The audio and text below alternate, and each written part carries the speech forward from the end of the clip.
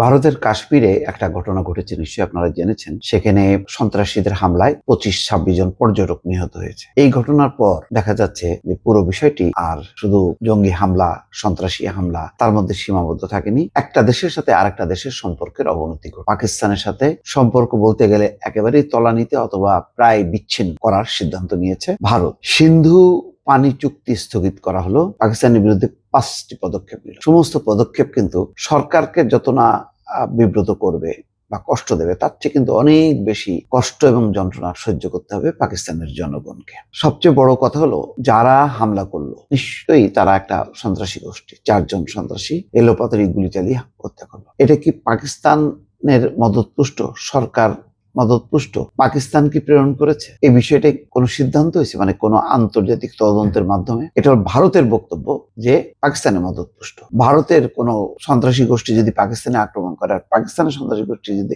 ভারতে আক্রমণ করে, তাহলে কি এক সরকারের সাথে আরেক সরকারের যুদ্ধ পরিস্থিতি তৈরি হবে, নাকি সেই সন্ত্রাসী গোষ্ঠীগুলোকে নির্মূল করার জন্য দুই দেশ একসঙ্গে কাজ করবে?